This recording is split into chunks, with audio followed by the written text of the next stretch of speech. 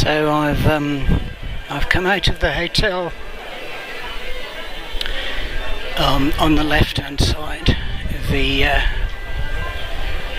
Parador Reis Católicos, which must be one of the most expensive hotels in the whole of Santiago. And I suppose this is why, because of course immediately to its left is the cathedral. Now unfortunately it's subject to a huge amount of internal renovation, and so therefore there won't be the swinging of the giant incense ball that you usually get and which draws in both tourists and religious travellers from all over the world. It's an absolutely miserable day here in Santiago. As you can see, a lot of people are in at least rain jackets, and the umbrellas are up, and I suppose this just reflects the last couple of days that we've had here in northwestern Spain, Asturias and Cantabria. But there are still a lot of people out and about and enjoying themselves. I've seen a lot of pilgrims. That's some just come into the square now. They've obviously completed their camino, which by all accounts is something of a religious cleansing. And good luck to them. If they've done the whole camino, they've walked, I believe the starting point is Lyon in France, and it's the whole northwestern coast of Spain. Anyway, let's go and check out the narrow routes of the old city.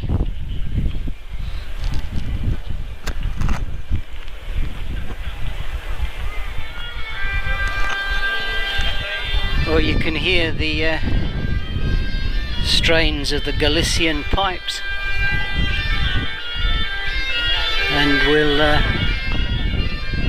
take him in as we go up through the old section.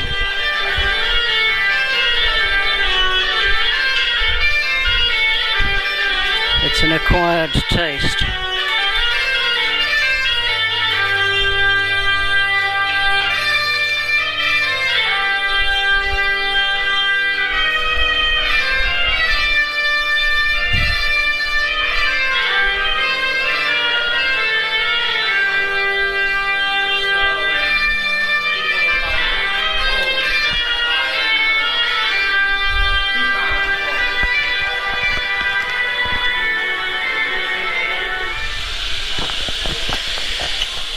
More views from the rear of the cathedral.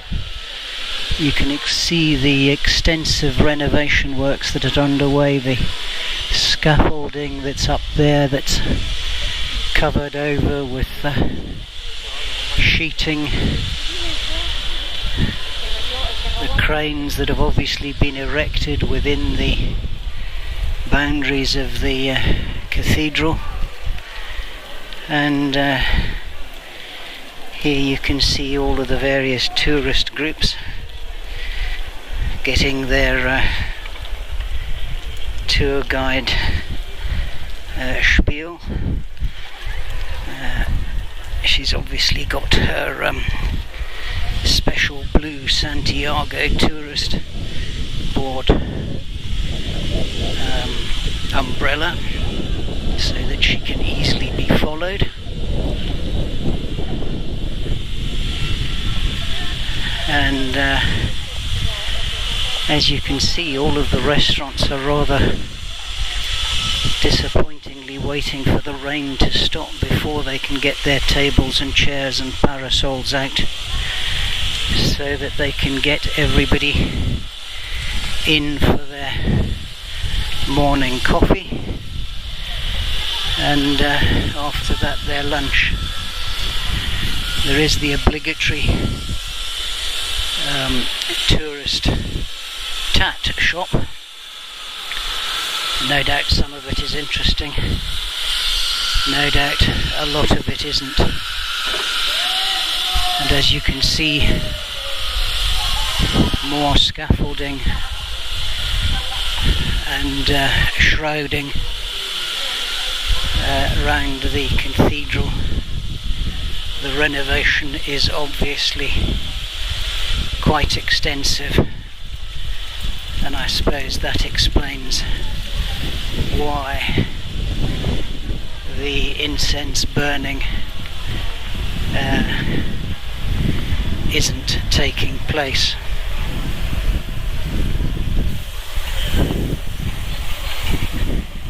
There are loads of these lovely little nooks and crannies around the cathedral. Little statues and the like.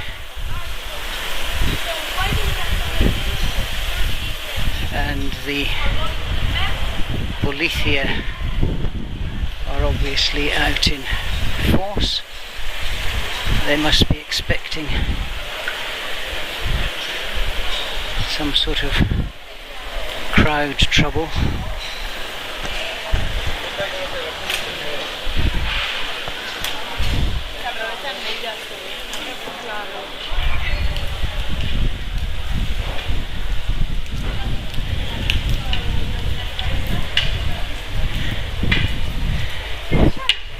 The old town is just riddled with these little alleyways. It's pretty much all pedestrianised, although if you are in the Rayos Katolikos, you can ride into the square and park up, and you can park overnight in the Paradors parking, although they do relieve you of a hefty €20 a night for the privilege.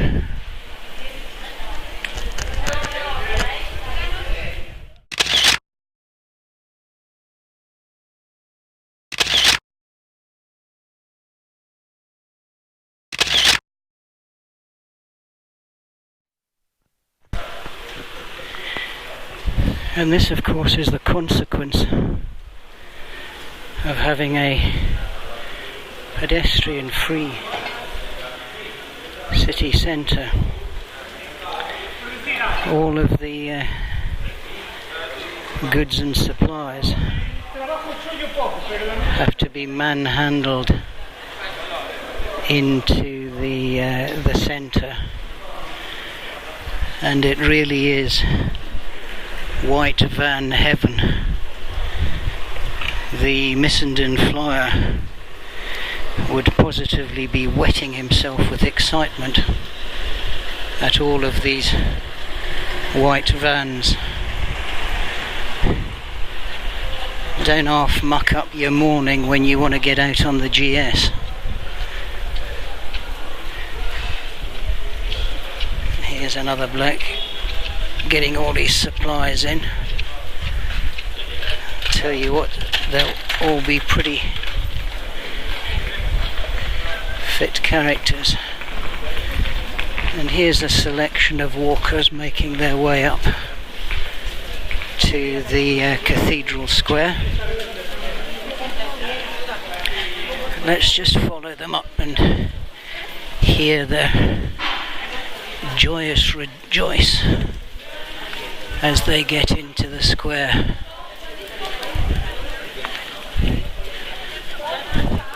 I may have to run to catch up with these people in their religious fervour.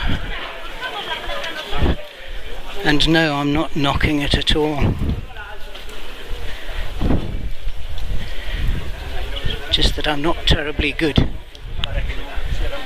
with words at these sort of times.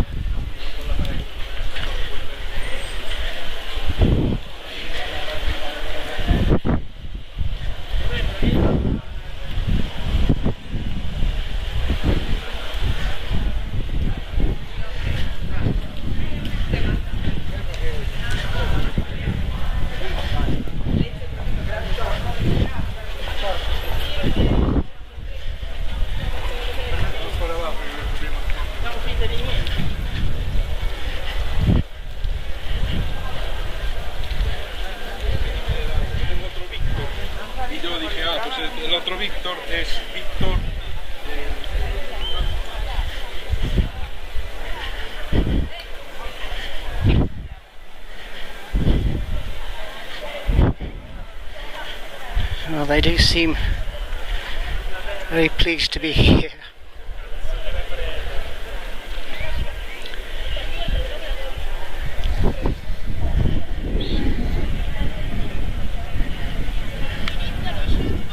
And here we're back in the square.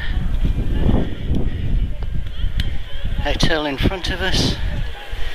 Little tourist buses there. And the cathedral.